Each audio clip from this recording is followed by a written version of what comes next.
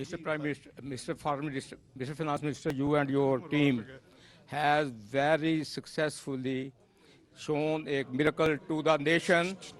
That is, हम आज default से बचे हुए हैं।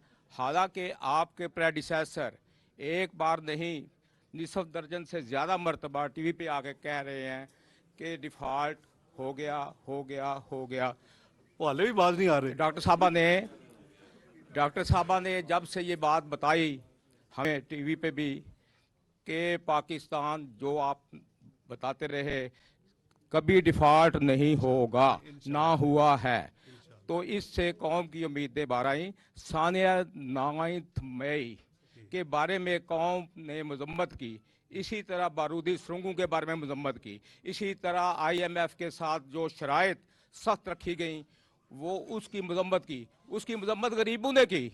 गरीब कौन है?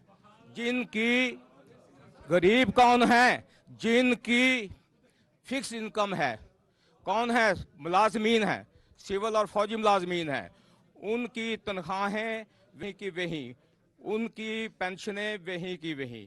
मेरी रिक्वेस्ट है, अल्लाह का वास्ता है कि आप इन तनख्वाहदार लोगों के लिए कल बजट में जितना कर सकें उतना जरूर करें इंशाअल्लाह जी। हनीफ खालिद साहब को मैं ये अश्योर करता हूँ कि हम मैं हनीफ खालिद साहब और आप सबको ये अर्ज़ करता हूँ, बिलीव मी कि हमारा पूरी कोशिश होगी कि जितनी स्पेस निकाल के जो कुछ कर सकते हैं ज़रूर करें सरकारी मुलाजमीन के लिए, पेंशनर्स के लिए। और इंशाअल्लाह we will try our best. Even अभी आने से पहले भी मैं यही काम कर रहा था। हमारा मेजर बजट की वर्किंग हो चुकी है।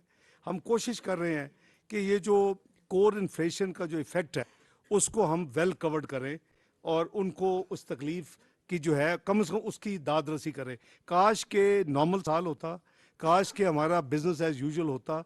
बिलीव मी, अगर इस तरह की उन हालात में इन्फ्लेशन होती तो पता नहीं हम क्या कुछ कर सकते या करते।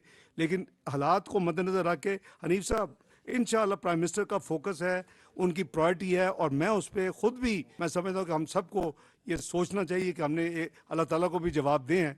जो कुछ इन यानी पिछड़े हुए तबके के जो कुछ हो सकेगा, स्पेस जितनी निकलेगी इंशाल्लाह उनको दी जाएगी।